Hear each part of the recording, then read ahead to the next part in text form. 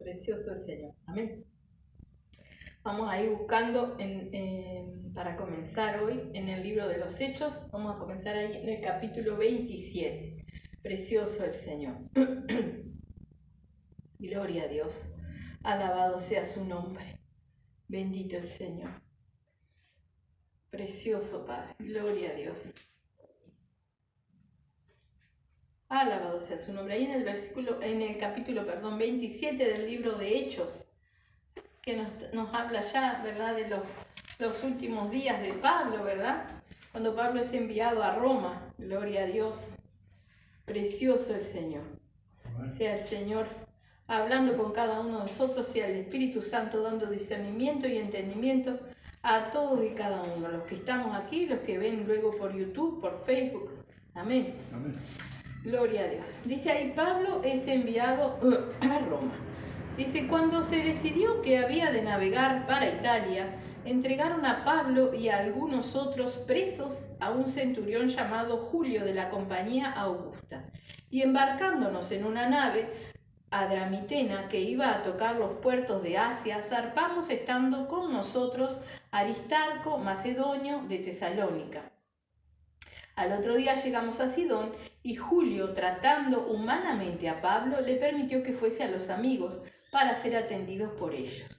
Y haciéndonos a la vela desde allí, navegamos a Sotavento de Chipre, por lo que los vientos eran contrarios, ¿verdad? Sotavento, vamos, en esto que vamos a leer y a compartir acá, hay muchos términos de la navegación, ¿verdad?, que yo no tengo ni idea. Entonces lo busqué en el diccionario para que también tengamos entendimiento, ¿verdad?, de eso. Sotavento dice parte opuesta a aquella de donde viene el viento, o sea, hacia donde va el viento, ¿verdad? O sea, que el viento estaba hacia ese lugar. Por eso dice, y haciéndonos a la vela, desde allí navegamos a Sotavento de Chipre, ¿verdad? O sea, donde el viento los guiaba de Chipre, porque los vientos eran contrarios. Habiendo atravesado el mar frente a Cilicia y Panfilia, arribamos a Mira, ciudad de Licia. Y hallando allí el centurión una nave alejandrina que zarpaba para Italia, nos embarcó en ella. Sabemos que en el libro de Hechos no es Pablo el que nos habla, sino es Lucas el que relata los hechos, ¿verdad?, de todos los apóstoles y de todos los discípulos, ¿verdad? Navegando, dice, muchos días despacio y llegando a duras penas frente a Nido, porque nos impedía el viento, navegamos a Sotavento de Creta frente a Salmón. Y costeándola con dificultad llegamos a un lugar que llaman Buenos Puertos, cerca del cual estaba la ciudad de Lasea. Y habiendo pasado mucho tiempo y siendo ya peligrosa la navegación por haber pasado ya el ayuno, Pablo les amonestaba diciéndoles: varones, veo que la navegación va a ser con perjuicio y mucha pérdida, no solo del cargamento y de la nave, sino también de nuestras vidas.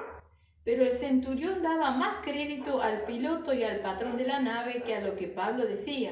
Y siendo incómodo el puerto para invernar, la mayoría acordó zarpar de allí por si pudiesen arribar a Fénice, puerto de Creta, que mira al nordeste y sudeste, e invernar allí. Amén. Vemos que largos eran los viajes, ¿verdad? Ellos iban navegando y obviamente no eran las naves de antes, no eran como las de ahora, ¿no? Dependían de la vela, ¿verdad? De que el viento los llevaba. Entonces el viento los iba llevando por lugares inhóspitos y el clima no era bueno. Y como dicen acá, tenían que parar en algún lugar para hibernar, ¿verdad? Pablo les había dicho que se quedaran ahí, ¿verdad? Pero no quisieron. Estaban todos de acuerdo, se pusieron de acuerdo para seguir y buscar otro lugar donde hibernar. Amén. Y ahora viene en realidad lo que íbamos a ver, que comienza una tempestad en el mar, ¿verdad? En esta peripecia que ellos comienzan este viaje, aunque Pablo les aconsejaba que no, todos estaban, pero Pablo era un prisionero, ¿verdad? Todos los demás decidieron continuar con el viaje, amén. Lo que vamos a ver hoy, ¿sí?, es mucho como el Señor pone su mano, ¿no? Aunque Él tiene sus propósitos, ¿no?, con cada uno, ¿verdad? Y a veces pasamos cosas terribles para llegar a ciertos lugares, y es lo que vamos a ver, y para hacer la voluntad del Señor.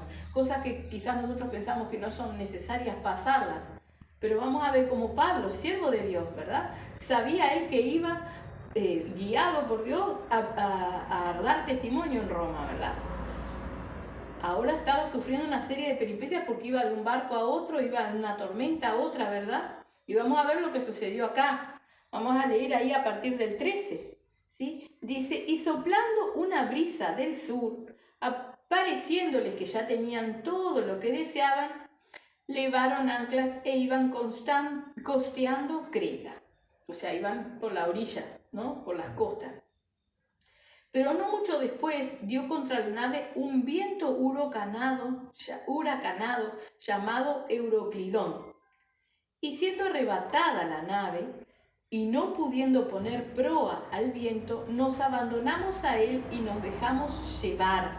Proa, la proa del barco es la parte de adelante, ¿sí? Ahora vamos a ver que después nos nombra la popa es la parte de atrás. Cuando uno dice, por ejemplo, en el mundo decimos viento en popa, ¿sí? El viento va de atrás empujando, embolsando las velas y la nave va guiada por el viento. Viento en popa, quiere decir que va todo bien, ¿no? Bueno, eso es un dicho del mundo. Acá tenemos la proa, que es la parte, dice, delantera de una embarcación con la cual corta las aguas, ¿no? Y la popa es la parte posterior de una embarcación, la parte de atrás, ¿sí? Ahora dice, y siendo arrebatada la nave y no pudiendo poner proa al viento, nos abandonamos a él y nos dejamos llevar, ¿verdad? O sea, ellos iban para un lado, el viento soplaba para otro. Tenían que poner la parte de adelante contra el viento y cortar las aguas, pero no pudieron. Entonces se dejaron llevar por el viento, ¿verdad? Y habiendo corrido a sotavento de una pequeña isla llamada Clauda, con dificultad pudimos recoger el esquife. El esquife, dice, barco pequeño que se lleva en el navío para saltar a tierra u otros usos, ¿verdad? Las naves de antes no tenían puertos como ahora, ¿verdad? Entonces le ponían anclas lejos de la playa y en esos barquitos venían a la playa o a la ciudad o a donde tuvieran que ir, ¿verdad? Ese es el esquife. Entonces dice, y habiendo corrido a sotavento de una pequeña isla llamada Clauda, con dificultad pudimos recoger el esquife. O sea, era tan grande la tormenta que con dificultad pudieron levantar el barquito y ponerlo arriba, a salvo, ¿verdad?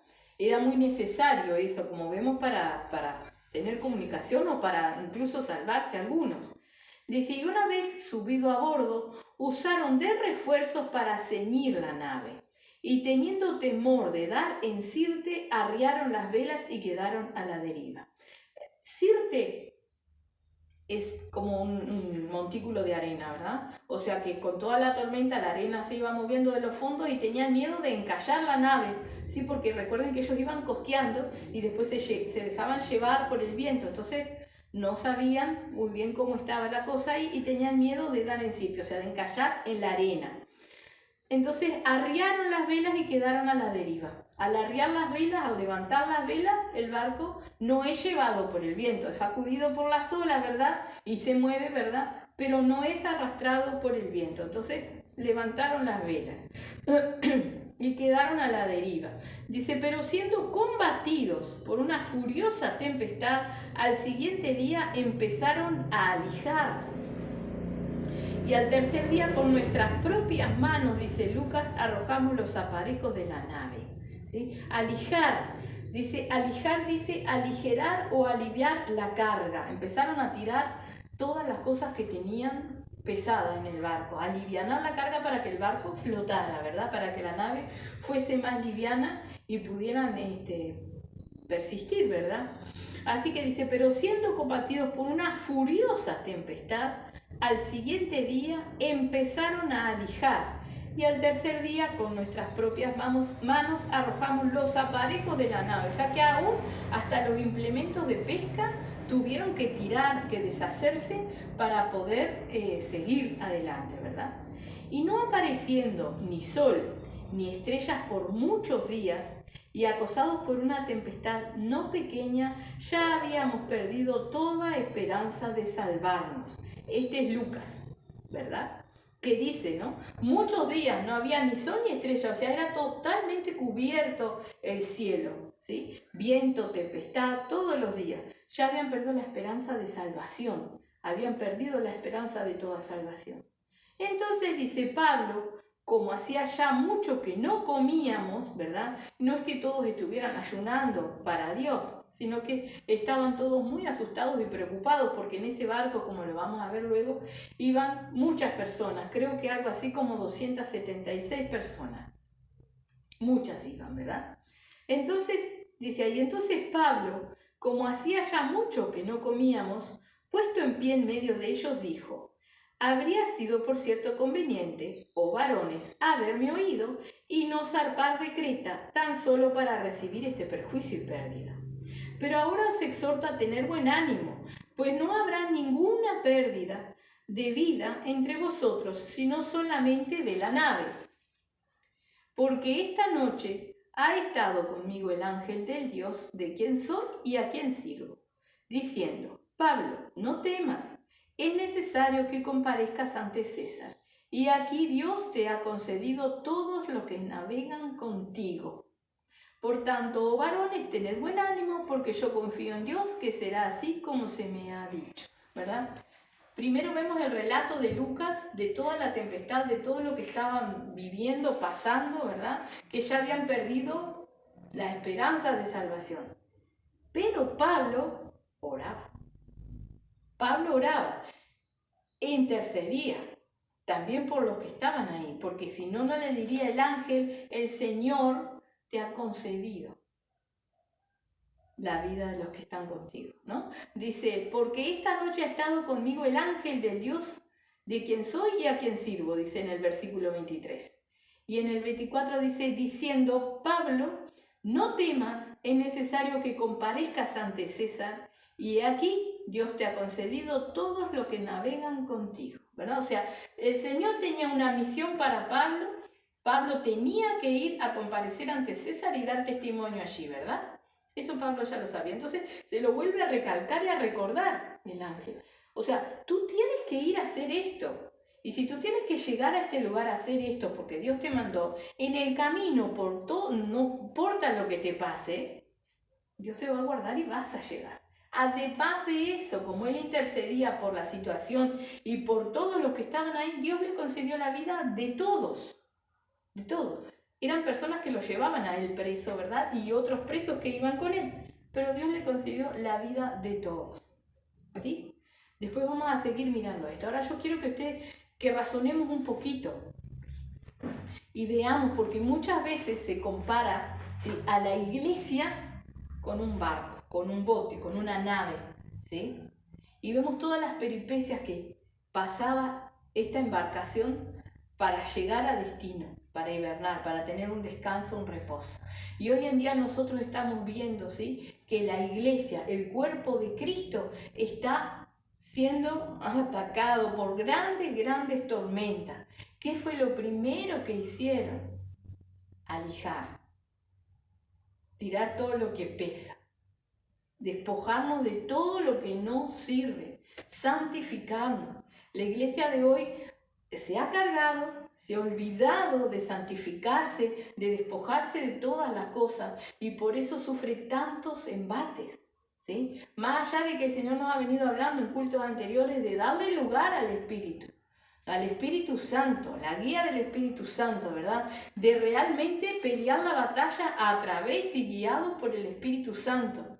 Pero la iglesia está totalmente distraída.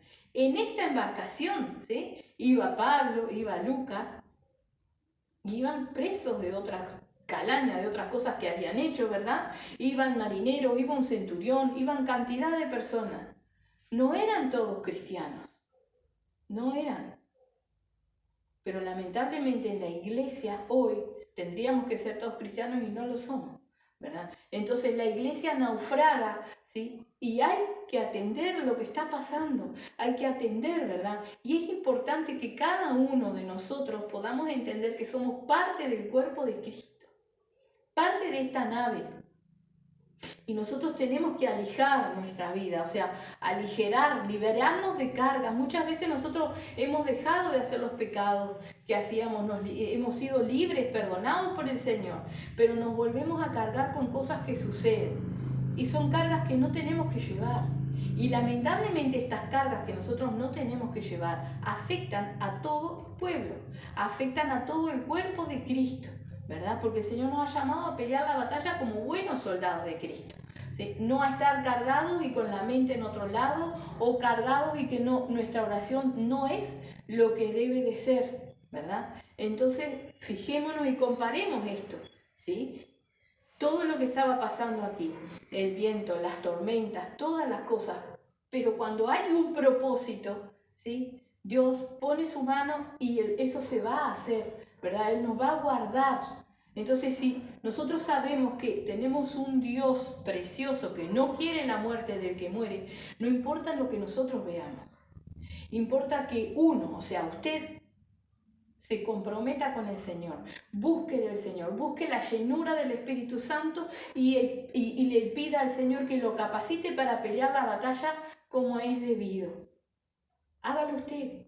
Así como cuando Pedro, ¿sí?, iba caminando con el Señor y miró y venía atrás Juan y le dijo, ¿y qué hay de este? Y el Señor le dijo, ¿qué a ti? Sígueme tú. Si uno solo, se empeña en buscar, en pelear la batalla, en buscar la llenura del Espíritu Santo, va a ser uno, que es luz. Y recordemos que nuestro Señor Jesucristo dijo en su palabra que el reino de los cielos es semejante a un poquito de levadura que una mujer esconde en la masa, en la harina, que hace leuda toda la masa. Entonces basta que uno solo, se comprometa en buscar del Señor, realmente, como lo hizo Pablo. Pablo oró, Pablo intercedió por todos los que estaban ahí y el Señor le concedió la vida de todos los que navegaban ahí con él, ¿verdad? Entonces basta con que uno realmente busque para que las cosas comiencen a cambiar, para que realmente la fe de ese que está peleando la batalla comience a crecer y así también pueda él contagiar para que los demás puedan estar creciendo en fe, porque la fe del pueblo de Dios está menguando. Y el Señor nos dice en su palabra, ¿sí?, a ver si hallará fe cuando venga el Hijo del Hombre. Es una señal. Sin fe es imposible agradar a Dios. Entonces el pueblo de Dios no puede dejar que se baje la fe. Y la hemos dejado bajar y ni siquiera nos damos cuenta, ¿verdad? Hemos dejado que la tormenta, ¿sí?, nos quite todas las cosas. No lo que nos tenía que quitar, sino que nos quite la fe, nos quite el fervor, nos quite la comunión con el Señor, nos quite el buscar del Espíritu Santo. Hemos dejado que eso suceda por contaminarnos con todo lo que nos rodea, ¿verdad? Pablo aquí era el ejemplo. Él oró, estaba orando, estaba intercediendo en todos esos días. Estaban sin comer. Pablo estaría ayunando, los otros estaban sin comer, porque todos sabemos, ¿no? Los barcos de hoy se mueven, los de antes se movían más. Y todo aquel que come se le revuelve el estómago. Y si come, vomita, ¿verdad? Entonces ni siquiera comían, porque aparte estaban pensando que iban a morir, ¿sí? Otros clamarían a otros dioses, no lo sé. Pero ahí estaba Pablo, ¿verdad? Que dice, el ángel de Dios, ¿de quién soy y a quién sirvo? O sea, en ningún momento él se olvidó de quién era él, de quién lo había llamado y a quién servía él, ¿verdad? Entonces no puede pasar que hoy día la iglesia esté con la fe por el piso o en el subsuelo, digamos, ¿verdad? Porque si nos ponemos a mirar, está toda la iglesia, todos estamos distraídos en cosas que no convienen, ¿sí? En cosas que no convienen. Entonces vamos a tratar de alijar nuestras cargas, de alijar todo lo que hemos dejado que se nos contamine, que se nos pegue de nuevo. Santifiquémonos para el Señor y comencemos a buscar nuevamente la fe, esa fe del principio, como nos dice, vuelve al primer amor. Bueno, esa fe, la fe tal cual, y lo recalcamos, lo habla el Señor una y otra vez a través de nuestra boca, según la definición de fe, la convicción de lo que se espera. La certeza, de lo que se espera, es la convicción de lo que no se ve, ¿verdad? Nosotros no vemos nuestras tormentas, pero las hay, ¿sí? Tenemos que estar atentos, amén. Así que ahí Pablo les decía que el ángel le había dicho: Pablo, no temas, es necesario que comparezcas ante César, y aquí Dios te ha concedido todos los que navegan contigo. Por tanto, oh varones, tened buen ánimo, porque yo confío en Dios que será así como se me ha dicho. Con todo, es necesario que demos en alguna isla. O sea, iban a sufrir el daño. Tenían que llegar a alguna isla porque tenían que pasar el invierno en algún lugar. Tenían que llegar, pero no iban a perder la vida. Entonces la iglesia está preocupada por lo que le va a pasar, por lo que tiene que pasar en el camino, por las pruebas y las luchas. Y la palabra del Señor nos dice una y otra vez que somos llamados a padecer. Que no nos asombremos de las pruebas que nos vienen, como que fuera algo extraño o como que fuera algo que no nos hubieran dicho, ¿verdad? La iglesia está avisada, pero el pueblo de Dios está distraído. Entonces cada cosa que le viene es algo terrible para el pueblo de Dios y cada vez va más abajo. Amén. Ahora le dice ahí: con todo es necesario que demos en alguna isla. Dice en el 27, venida la 14ª noche, ¿sí? O sea, 14 días y 14 noches habían estado en el mar. Y siendo llevados a través del mar Adriático, a la medianoche los marineros sospecharon que estaban cerca de tierra. Y echando la sonda hallaron 20 brazas. Y pasando un poco más adelante volvieron a echar la sonda, hallaron 15 brazas. Y temiendo dar en escollos, echaron 4 anclas por la popa y ansiaban que se hiciese de día. ¿Sí? Ansiaban que se hiciese de día. Hay otros términos ahí que no conocemos, así que yo los busqué, ¿verdad? Dice brazas, es una medida. Unidad de profundidad, para medir la profundidad, que está entre 1,6 o 1,8 metros. Así que ahí dice 20 brazas la profundidad, pero los barcos son bastante profundos, ¿verdad? Cuando llegaron a 15 brazas de medida, detuvieron el barco porque tenían miedo de dar en escollos. Los escollos, dice, peñascos que está a flor de agua o que no se descubren bien, ¿verdad? Sabemos que muchas veces cerca de la costa hay rocas debajo del agua, algunas arriba que salen, pero otras están debajo, no se ven. Entonces, teniendo miedo de dar con estas rocas, ¿sí?, detuvieron el barco. 4 anclas, dice que pusieron, ¿verdad? Echando la sonda, y temieron dar en escollos. Echaron 4 anclas por la popa y ansiaban que se hiciese de día, ¿verdad? Recordemos que la popa es la parte de atrás del barco. Pusieron 4 anclas. Entonces, dice, los marineros procuraron huir de la nave y echando el esquife al mar, aparentaban como que querían largar las anclas de proa, ¿verdad? O sea, disimulando, hacían como que querían largar las anclas de la parte de adelante, pero lo que estaban haciendo era tirar el barquito para abajo porque se querían ir, ya se querían ir. El esquife era un barquito, ¿verdad? No se veía nada, no sabían si realmente estaban cerca de tierra, no lo sabían. Entonces, si ellos se iban, obviamente el esquife se iba a perder, quizás ellos murieran. Dios había prometido a Pablo la vida de todos, ¿verdad? Entonces miren lo que dice Pablo en el 31. Dice, pero Pablo dijo al centurión y a los soldados: si estos no permanecen en la nave, vosotros no podéis salvaros.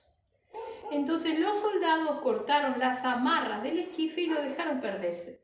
Dejaron que se fuera el barquito, ¿sí?, para irse a tierra. Cuando comenzó a amanecer, Pablo exhortaba a todos que comiesen diciendo: este es el 14º día que veláis y permanecéis en ayunas, sin comer nada. Por tanto os ruego que comáis por vuestra salud, pues ni aun un cabello de la cabeza de ninguno de vosotros perecerá. Y habiendo dicho esto, tomó el pan y dio gracias a Dios en presencia de todos, y partiéndolo comenzó a comer. Entonces todos, teniendo ya mejor ánimo, comieron también. Y éramos todas las personas en la nave 276. 276. Y ya satisfechos aligeraron la nave echando el trigo al mar, ¿verdad? Comieron, saciaron el hambre que tenían y alivianaron más la nave todavía. Tiraron todo lo que tenían del trigo, ¿sí? Tenían mejor ánimo los hombres porque Pablo les alentaba. Él dijo que él creía en Dios. era el Dios de quién era y a quién servía, y que él creía en Dios, y volvía a alentar el ánimo de aquellos que estaban en la barca. Y así mismo, es como hablábamos recién comparándolo con la iglesia, que si uno busca del Señor como tiene que buscar, uno busca la llenura del Espíritu Santo y alienta a los demás, ¿sí? Todos cobran mejor ánimo. Basta con que uno tome la decisión. Si son dos, si son tres, cada uno lo sabrá. Pero si es uno, va a ser uno, ¿verdad? Y el Señor hará la obra e irá poniendo ánimo en los demás, ¿verdad? Pero basta que tomemos la decisión, porque la exhortación y la salvación es personal. La tomamos y la dejamos, ¿verdad? Ahora dice ahí en el 39, cuando se hizo de día, no reconocían la tierra, pero veían una ensenada que tenía playa, en la cual acordaron varar si pudiesen la nave. O sea, pensaban llevar la nave lo más cerca posible de la playa. Dice, cortando pues las anclas, las dejaron en el mar, largando también las amarras del timón, e izada al viento la vela de proa, enfilaron hacia la playa, ¿verdad? Cortaron todas las anclas y se mandaron hasta la playa.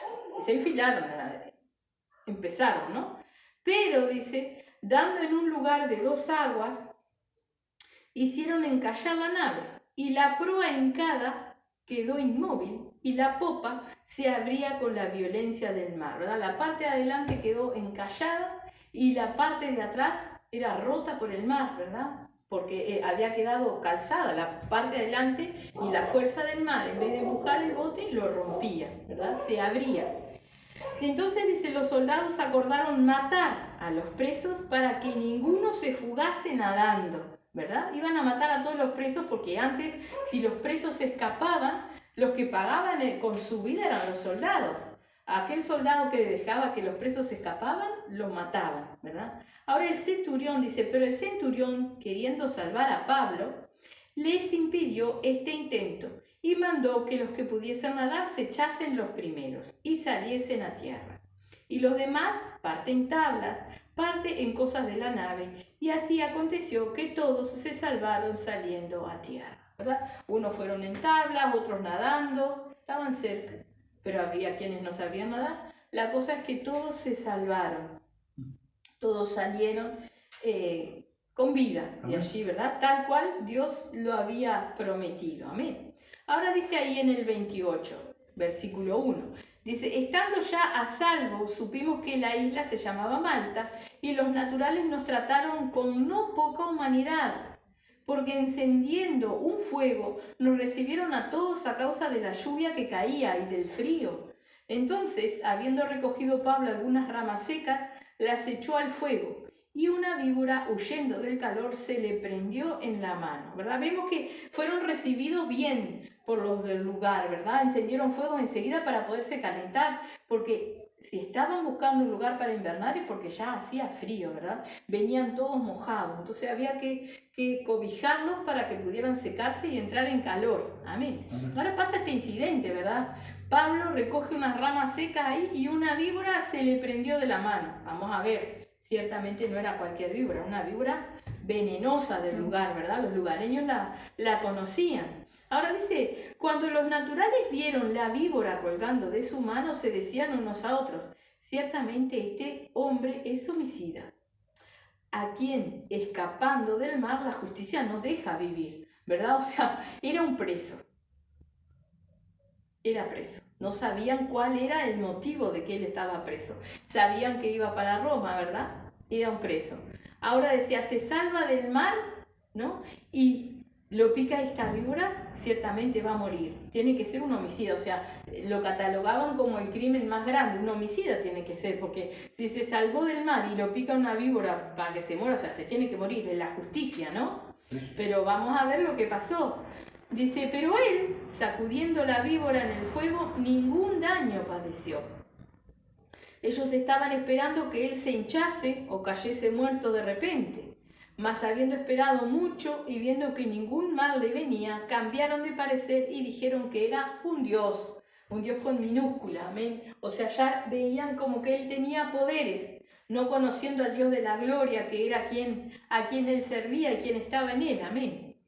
Dice, en aquellos lugares había propiedades del hombre principal de la isla, llamado Publio, quien nos recibió y hospedó solícitamente 3 días. Y aconteció que el padre de Publio estaba en cama, enfermo de fiebre y de disentería, y entró Pablo a verle, y después de haber orado, le impuso las manos y le sanó, ¿verdad? O sea, este Publio, que era el principal de la isla, estamos en el versículo 7 del capítulo 28. ¿Amén? Dice, en aquellos lugares había propiedades del hombre principal de la isla llamado Publio, quien nos recibió y hospedó solícitamente 3 días, ¿sí? Le dio alojamiento por 3 días para reponerse, ¿verdad? Ahora pasó esto. Dice, aconteció que el padre de Publio estaba en cama, enfermo de fiebre y disentería. Eso antes, ¿no? Estas enfermedades le llevaban a la muerte porque no habían medicinas. Y fíjense que estaba Pablo con Lucas. Lucas era médico, pero fue Pablo quien oró y se sanó. ¿Sí? Dice, y entró Pablo a verle, y después de haber orado le impuso las manos y le sanó. Hecho esto, también los otros que en la isla tenían enfermedades venían y eran sanados, los cuales también nos honraron con muchas atenciones, y cuando zarpamos nos cargaron de las cosas necesarias, ¿verdad? Vemos como Pablo sana a este varón y muchas personas son sanadas. Entonces, cuando el Señor tiene un propósito, ¿sí? Pablo tenía que llegar a Roma y vemos que llegó a Roma. Ahora lo vamos a leer. Él llega a Roma, llega al propósito que el Señor tenía para él. Pero en el camino el Señor sigue obrando, y eso es lo que nosotros tenemos que ver. No importa cómo estemos, ¿verdad? Sino recordar que así sea un poquito que nosotros tengamos, o si estamos mal, todavía nos queda el entendimiento que tenemos de la palabra, ¿sí? Porque nosotros hemos entendido la palabra, algo hemos entendido. Compartamos eso y demos lugar a que otro pueda recibir. Y así es como el Señor va aumentando en nosotros, ¿verdad?, la obra del Espíritu Santo en nuestras vidas, ¿sí? Recordemos aquel pasaje de la viuda, ¿sí?, que tenía escasez y tenía un poquito de aceite, pero ese aceite, ¿sí?, nunca se terminó, sino que iban pasando de una vasija a la otra y el aceite nunca se terminó. Y así nosotros, aunque tengamos un poquito de fe, tenemos que multiplicarla. ¿Cómo la multiplicamos? Alentando a otro, orando, buscando del Señor, ¿verdad? Sirviendo al Señor. Pablo no bajó los brazos en ningún momento, pero es para hacernos ejemplo a nosotros, ¿verdad? Y además el Señor obró, porque obviamente no solo el propósito era, ¿sí?, que llegase a Roma. Nosotros desconocemos todos los propósitos, todo lo que el Señor hace. No lo dice la palabra. Pero sabemos que estas 276 personas recibieron el ejemplo y el testimonio de Pablo, que les dijo a quién servía y de quién era, ¿verdad? Y les dijo lo que iba a suceder, y les dijo que había venido un ángel y había hablado con él, y les alentó. Recibieron el testimonio de Pablo. Recibieron el testimonio de que la serpiente no le hizo nada. ¿Por qué? Porque él era de Dios y a él lo servía, ¿verdad? El Dios Todopoderoso. Estuvo esta sanidad como para abrir puertas para otros, ¿verdad? Y ciertamente tampoco lo dice la palabra, pero sabemos por testimonio de todo el resto de la palabra que Pablo no sanaba sin hablar de Cristo, ¿verdad? Porque era la gloria y la honra toda para Cristo, ¿verdad? Entonces muchas personas fueron tocadas, ¿sí?, por el proceso que tuvo que vivir Pablo para llegar a ese lugar. Más allá de que todo esto ha quedado escrito aquí, ¿verdad? Porque ahí estaba Lucas acompañando y escribiendo cada cosa, que también sufrió las cosas que pasó Pablo ahí. Y hoy quedó el testimonio plasmado, o sea que también había un propósito ahí, ¿verdad? Entonces nosotros tenemos que entender que muchas veces nosotros no vemos y no entendemos qué es lo que el Señor quiere que hagamos. Pero nosotros tenemos que hacer todo lo que sabemos que tenemos que hacer y seguir adelante. Y sobre todas las cosas, como decíamos hasta hace un ratito, buscar del Espíritu Santo, porque Él es quien hace la obra alrededor de nosotros por donde nosotros vamos. No la vemos muchas veces, pero el Señor la hace, ¿sí? el Señor la hace. A veces, por ejemplo, como por ejemplo hoy, vamos al hogar de ancianos a compartir la palabra. Algunos están enfermos, los vamos a ver, oramos o les hablamos, compartimos un ratito, ¿verdad? Compartimos la palabra ahí en el salón, pero vemos que unos se duermen, otros están distraídos. No sé a quién tocó el Señor, pero nuestra fe, nuestra certeza, como la de Pablo, tiene que ser que el Señor hace la obra y que nosotros tenemos que perseverar a pesar de todas las cosas. ¿Sí? Sabemos que hay algunos que no escuchan, pero todas las veces se acercan a la mesa. Ni siquiera escuchan lo que cantamos porque están sordos.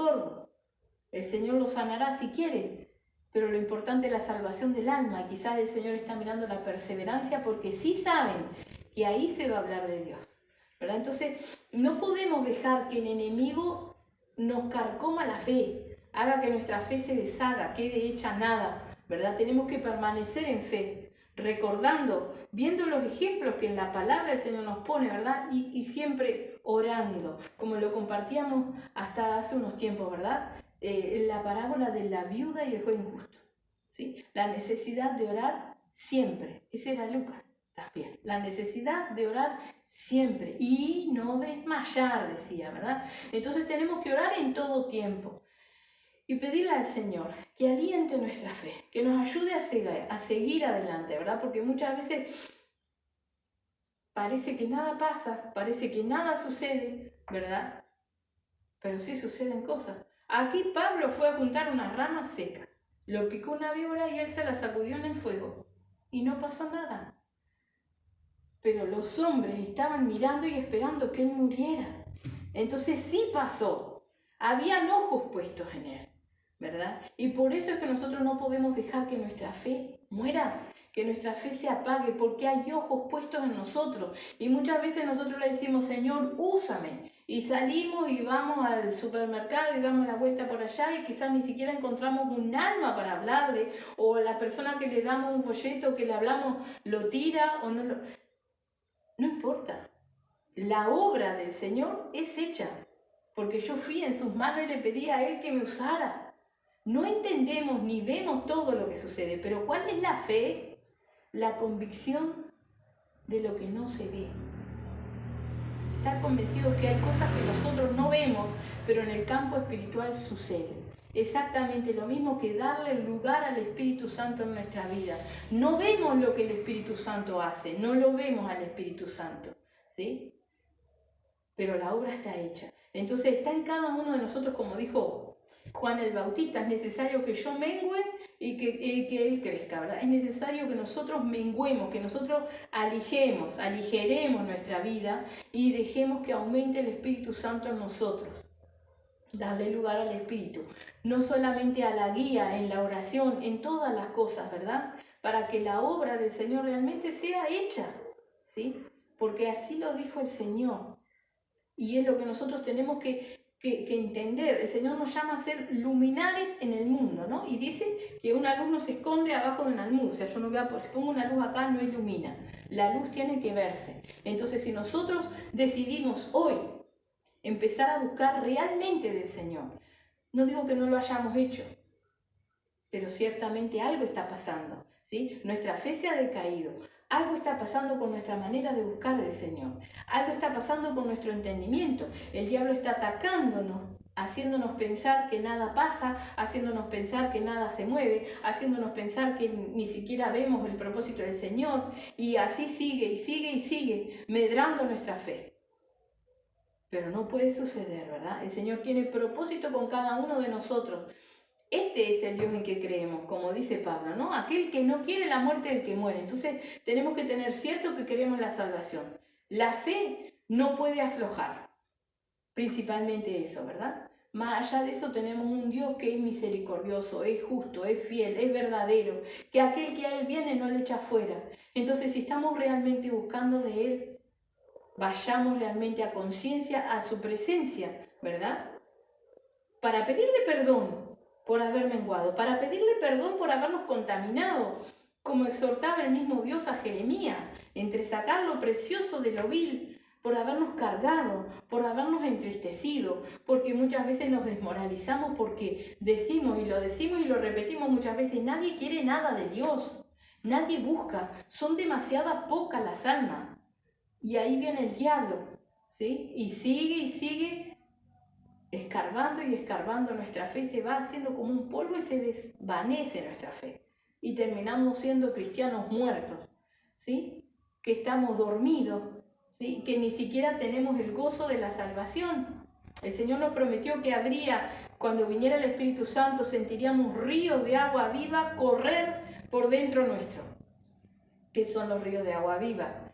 Esos ríos que pasan por las piedras, que tienen movimiento, que se siente el sonido del agua, que se mueve. ¿Usted siente eso adentro suyo? Tenemos que sentirlo, es una promesa del Señor.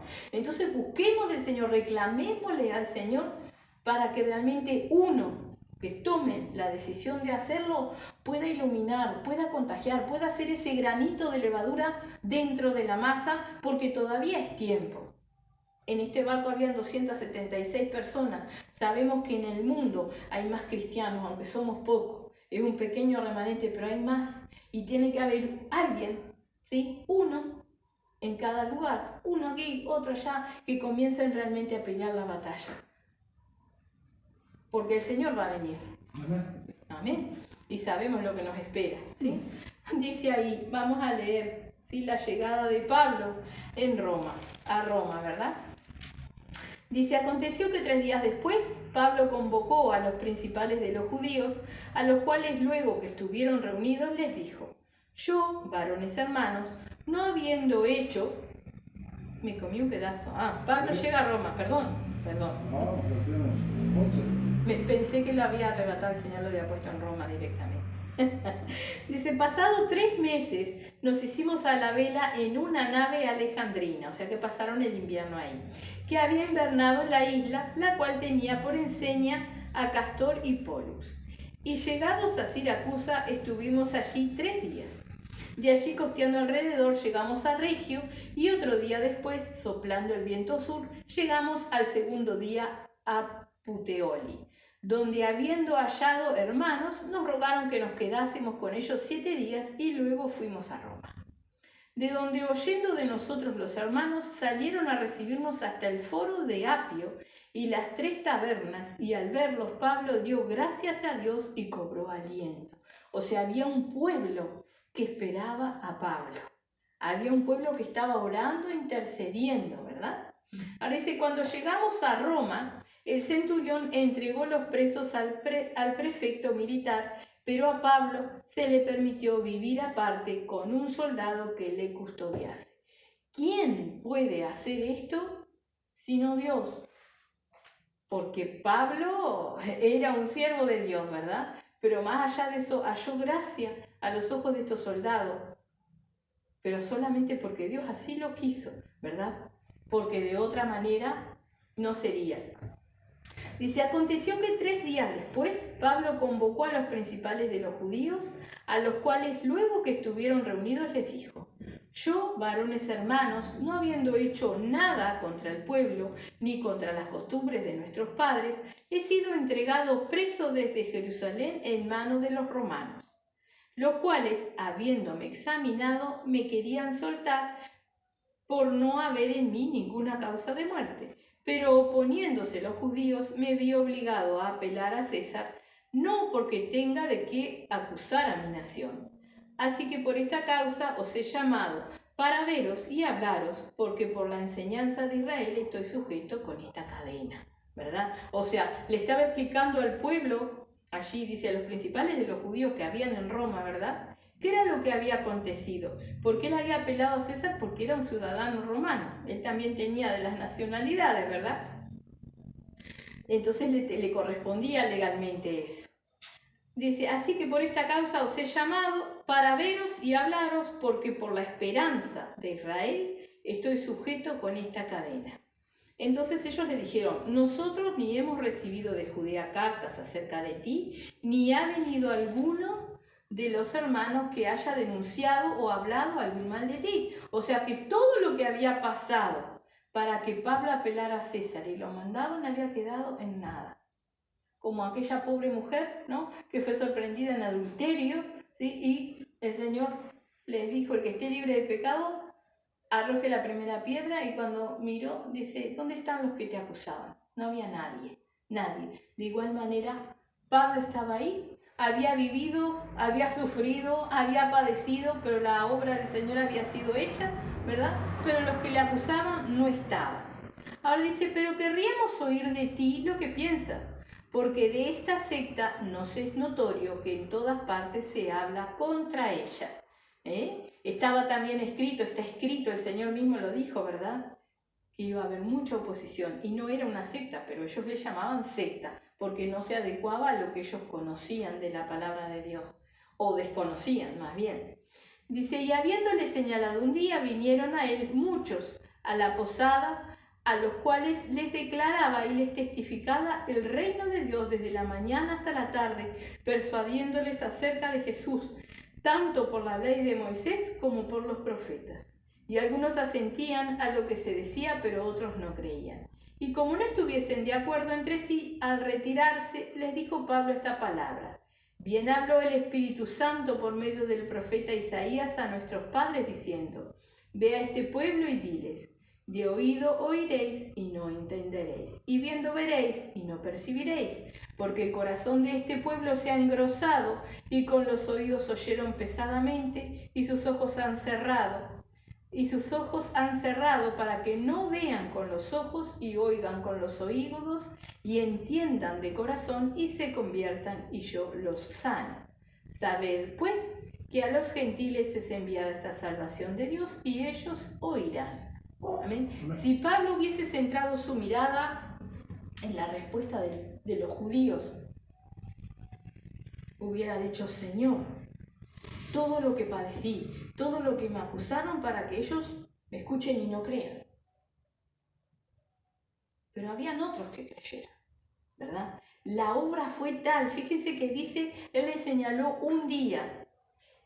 Dice: y habiendo señalado un día, dice en el 23, vinieron a él muchos a la posada, donde él estaba, vinieron, a los cuales les declaraba y les testificaba el reino de Dios desde la mañana hasta la tarde.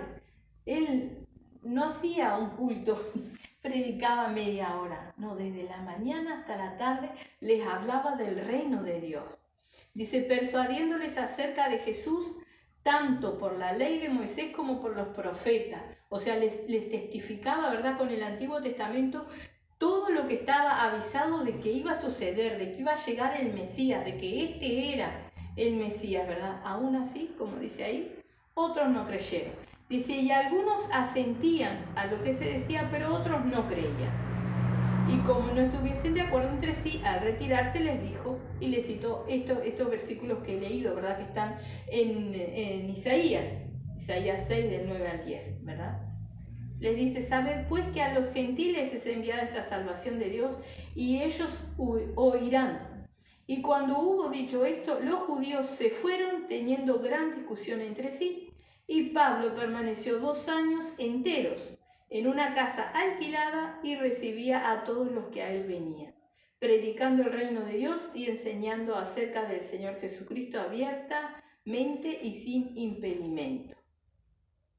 Entonces, el otro día leíamos, ¿verdad?, cuando Pablo le decía a Timoteo: he corrido la carrera, he peleado la batalla, ¿verdad?